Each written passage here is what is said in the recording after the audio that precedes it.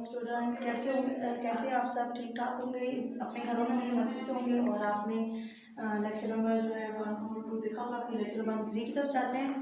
और ये lecture number 3 जो है वो आपकी इस वाली बुक में से है। देखिए ये वाली आपकी उर्दू की कंदील की उर्दू की 5वीं किताब, ठीक है। ये वाली आपने लेनी है। इस वाली बुक से हम काम करेंगे और हम इसका हमारे पास है नात, मौजू हमारे पास है नात। तो नात का जो सफ़र नंबर है वो 15 है। मैं आपको दिखा देती हूँ। नात का जो सफ़र नंबर है वो 15 है, ठीक है। और अब हम नात की पढ़ाई की तरफ चलते हैं। मैं आपको बताती हूँ और पढ़ाने से पहले मैं आपको तारीख बताती हूँ। तारीख है 20 अप्रैल 2021 और मंगल का दिन है, ठीक है। मौजू हमारे पास नात है, उन्वान हमारी पढ़ाई, हमने पढ़ाई करनी है नात की। तो चलिए हम पढ़ाई करते हैं नात की। नात की पढ़ाई करने से पहले आपको ये सबको पता ही है कि नात क्या होती है, जिसमें हमारे प्यारे नबी सल्लल्लाहु अलैहि वसल्लम की तारीफ की जाए, ठीक है।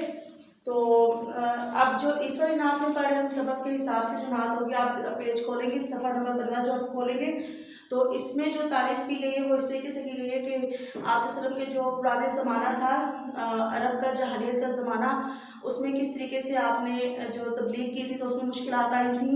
और आपने जो है वो किस तरीके से कबाइल को जो है इकट्ठा किया, इस्लाम की कुरान पाक की जो है वो आपने दावत दी, तो आपको किस किस तकलीफ से गुजरना पड़ा है। तो वो फिर हम इस नात के साथ अब पढ़ेंगे जब आपको मैं एक्सप्लेन करती जाऊँगी।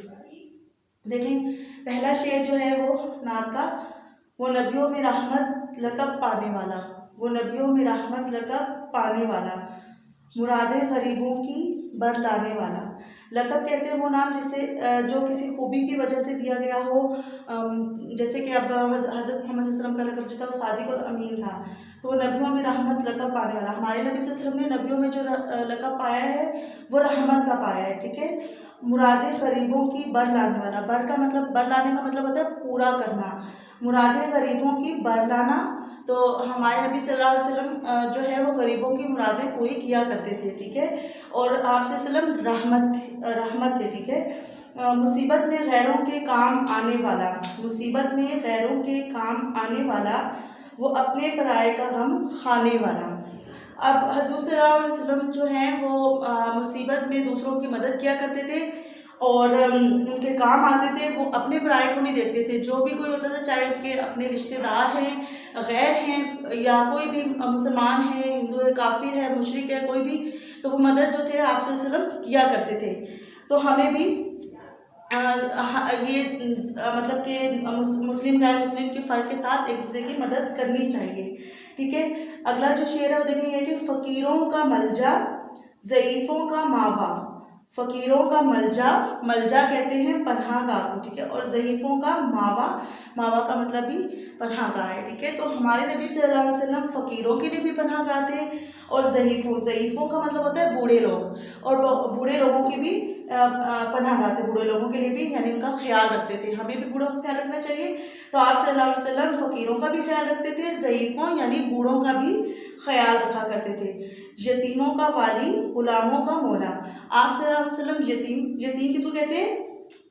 जिसके वालिद का इंतकाल हो जाए। तो हमारे नबी सल्लल्लाहु अलैहि वसल्लम यतीमों के वाली थे, उनके ख्याल रखने वाले थे, और गुलामों का मौला यानी कि, और गुलामों के भी दोस्त थे। मौला का मतलब दोस्त। आप सल्लल्लाहु अलैहि वसल्लम गुलामों के भी दोस्त थे। पहले गुलाम हुआ करते थे, जैसे मतलब कि लोग नौकर रखते थे, उनको सारा दिन उनसे काम करवाते थे, तो आप सल्लल्लाहु अलैहि वसल्लम ने उनको आज़ादी दिलवाई थी, ठीक है, इसलिए वो उनके दोस्त थे। अगला शेर है खताकार से दरगुजर करने वाला, खताकार से दरगुजर करने वाला। खताकार कहते हैं गलती करने वाले को, उससे दरगुजर करना माफ़ करने वाला। आप सल्लल्लाहु अलैहि वसल्लम खताकार से मतलब दरगुजर उनको माफ़ करते थे। और बदअंदेश के दिल में घर करने वाला, बदअंदेश कहते हैं दुश्मन को, बुरा सोचने वाले को। अब हमारे नबी सल्लल्लाहु अलैहि वसल्लम, आपने ज़ाहिर है कि आपने नबी सल्लल्लाहु अलैहि वसल्लम के मुतालिक बहुत पढ़ा है, तो उसमें आपको पता होगा कि दुश्मनों के साथ भी अच्छा सलूक करते थे। तो हमारे नबी सल्लल्लाहु अलैहि वसल्लम ने दुश्मनों के साथ भी अच्छा सलूक किया, दुश्मनों के साथ भी हमेशा अच्छा सलूक किया। तो इस तरीके से दुश्मनों के दिलों में भी आप सल्लल्लाहु अलैहि वसल्लम के लिए एक घर था, मतलब एक अलग से मुकाम था, दुश्मन भी आप को सादिक और अमीन के नाम से पुकारते थे। अब ये देखिए अगला शेर है, मफासिद। मफासिद का ज़ेरो ज़बर करने वाला, मफासिद कहते हैं फसाद को, ठीक है, लड़ाई झगड़े को। उसका ज़ेरो ज़बर करना, तबाह यानी ख़त्म कर देना। ज़ेरो ज़बर करने वाला तो कौन है? फसाद को ख़त्म करने वाले हमारे नबी सल्लल्लाहु अलैहि वसल्लम की ज़ात है। हमारे नबी सल्लल्लाहु अलैहि वसल्लम ने लड़ाई झगड़े फसाद को ख़त्म कर दिया। जैसे कि आप जानते हैं कि पहले जो लोग थे वो अरब के जहालियत के दौर में रहते थे, वो एक दूसरे से लड़ते रहते थे, फसाद करते रहते थे, छोटी छोटी बातों पे कत्ल गारत करते रहते थे, फसाद करते थे। तो फिर उसको जो ख़त्म किया है वो हमारे नबी सल्लल्लाहु अलैहि वसल्लम ने कहा है। ज़ेरो ज़बर का मतलब ख़त्म कर देना। कबाइल को शीरो शकर करने वाला, कबाइल को शीरो शकर करने वाला यानी एक कर देने वाला। पहले कबाइल की सूरत में रहते थे, ग्रोह की सूरत में लोग रहा करते थे, कबीलों की सूरत में रहा करते थे। तो आप सल्लल्लाहु अलैहि वसल्लम ने उनको एक यकजा कर दिया, लेकिन कबीलों की सूरत में रहने के बावजूद वो आपस में लड़ाई झगड़े फसाद क्या करते थे, कबाइल में आपस में नहीं बनती थी, वो एक दूसरे के कबीले से लड़ाई करते रहते थे। तो फिर आप सल्लल्लाहु अलैहि वसल्लम ने उनको एक किया। किस तरीके से? इस्लाम की जब दावत दी आप सल्लल्लाहु अलैहि वसल्लम ने, तो उनको जो है वो मतलब एक ये आसान काम नहीं था, लेकिन आप सल्लल्लाहु अलैहि वसल्लम ने उन सब कबाइल को एक किया। अगला शेर देखिए उससे, उतरकर गारे हिरा से सुए कौम आया। उतरकर गारे हिरा से सुए कौम आया। सुए कौम का मतलब कौम की तरफ आया। उतरकर गारे हिरा से, हिरा एक गार है जहाँ पे आप सल्लल्लाहु अलैहि वसल्लम अल्लाह ताला की इबादत करने के लिए जाया करते थे। तो उतरकर गारे से यानी कि इसमें यहाँ पर वाकई जो बयान किया जा रहा है वो ये कि जब आप सल्लल्लाहु अलैहि वसल्लम गारे हिरा में जाते थे तो आप सल्लल्लाहु अलैहि वसल्लम के पास कुरान पाक आया, हज़रत जिब्राइल लेकर आए, वो नाजिल हुआ। तो वो किसके लिए आया? एक कौम के लिए आया, ऐसी कौम के लिए जो अरब जहालियत की थी। और एक नुस्खा कीमिया साथ लाया। नुस्खा कीमिया ऐसी बेशबहा कीमत किताब कुरान पाक में साल आएगी, नुस्खा कीमिया, ठीक है।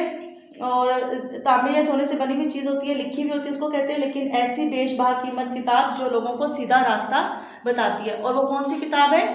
कुरान पाक। तो कुरान पाक जो है वो अल्लाह ताला ने आप सल्लल्लाहु अलैहि वसल्लम पर उतारा गारे हिरा में। तो वो कौम फिर वो इस कौम को आप सल्लल्लाहु अलैहि वसल्लम ने दिया अरब जहालियत की। मिसे खाम को जिसने कुंदन बनाया, मिसे खाम को जिसने कुंदन बनाया, मिसे खाम कहते हैं कच्चा तांबा, ठीक है, जिसको कुंदन बनाया, कुंदन कहते हैं सोना। तो मिसे खाम यानी एक तांबा था, खालिस नहीं थी वो चीज़। तो आप सल्लल्लाहु अलैहि वसल्लम ने उसको जो है वो खालिस सोना बनाने की मिसाल इस तरीके से दी है उस शायर ने, कि जैसे कोई चीज़ ख़राब हो और उसको कोई मतलब कि सही करे।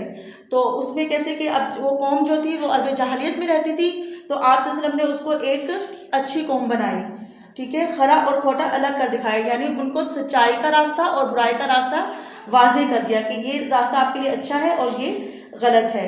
अरब जिस पर कर्नों से था जहल छाया, अरब जिस पे कर्नों से था जहल छाया, पलट दी बस एक आन में उसकी काया। कर्नों से कहते हैं कि एक सदी से, जहल कहते हैं जहालत को। अरब जो था वो काफ़ी अरसे से, काफ़ी सदियों से जो है वो जहालियत की ज़िंदगी जी रही थी। ना उनको अल्लाह ताला के बारे में मालूम था, उनके अपने खुदा था, वो अपनी इबादत करते थे, पूजा करते थे।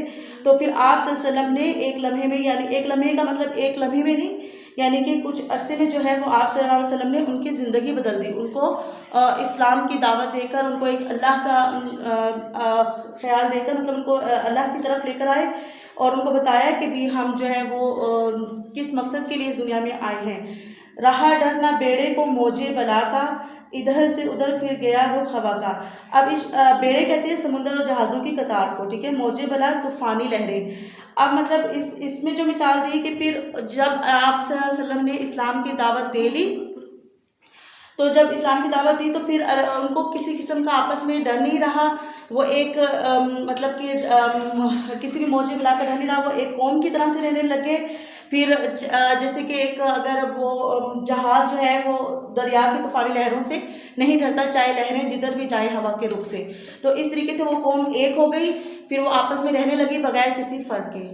तो अब पढ़ाई हमने ये कर ली, आप इस पढ़ाई को अच्छे से करना, और मैं आपको जो है इसके कुछ मुश्किल अल्फाज लिखवा रही हूँ उसके हिज्जों के साथ। तो ठीक है, ये मैंने आपके लिए जो है ये अल्फाज लिख के दिए, तो इसके मैं हिज्जे आपको करवा रही हूँ, ठीक है। आप ये देखिए इसके हिज्जे। ये लफ्ज है कुंदन, कुंदन, ठीक है। कुंदन के जो है काफ, आदिश काल काफ कैसे, काफ नून कुन, दाल की पुलिस दाल प्लस नून कुंदन, ये लफ्ज है कुंदन, इसका मतलब होता है सोना, खालिस सोना। मलजा, मलजा का मतलब होता है पन्हा, मलजा को हम कैसे लिखेंगे, नीम क्या इसका मल, नीम लाफ मल, लाम के इसका जीम, क्या आदिश काल ऐसे लिखे मल, फिर जीम अलिफ जा, मल जा, इसको मिलाकर इस तरीके से लिखा जाएगा मल जा।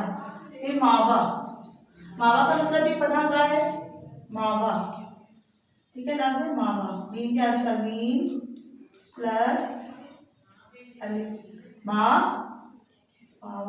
माव, ये खड़ी जबर या मा रा। फिर अगला लफ्ज है लकब, लकब कहते हैं किसी खूबी की वजह से कोई नाम देना, लकब, लकब का क्या है, लाम क्या आदिश का लाम कैसे करके लाम कॉफ, क्या ये जो दो तो वाला होता है काफ, लकब बे, तीन लफ्ज है इसके अंदर लकब, ये पूरा लिखा जाएगा बे। बद अंदेश, बे दाल बद, आदिश काल लिखेंगे बद, अन अलिफ, अलिफ की पूरी की शक्ल होती है, आधी मोटी, फिर नून, नून की आधी शक्ल, दाल बड़ी ये, बद अंदेश, दे दाल बड़ी ये दे, और शे शीन, बद अंदेश।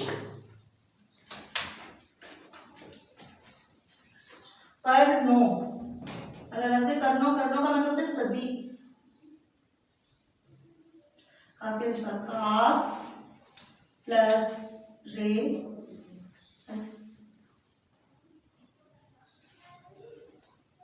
नून की आधी शक्ल प्लस वाव, फिर ये नून गुना आधे का नून गुना पूरा, ठीक है।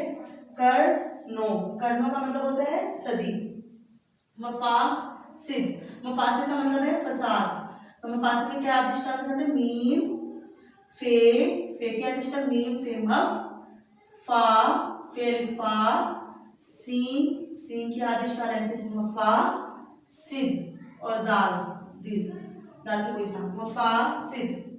फिर अगला लफ्ज है जहल, जहल कहते हैं जाहलियत को, जीम की आदिश काल, इसके हिज्जे जो है जीम हे जह, हे के आदिश काल जह, नाम की पूरी साथ जहल, क्योंकि आपके अल्फाज और हिज्जे इमला के भी अल्फाज यही है आपके, कुंदन, मलजा, मावा, लकब, बदंदेश, करनो, मफासिद, जहल, ठीक है।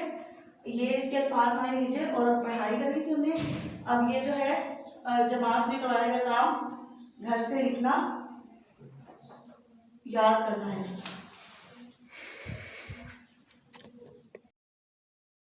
लाइक करें, सब्सक्राइब करें और बेल आइकन जरूर प्रेस करें।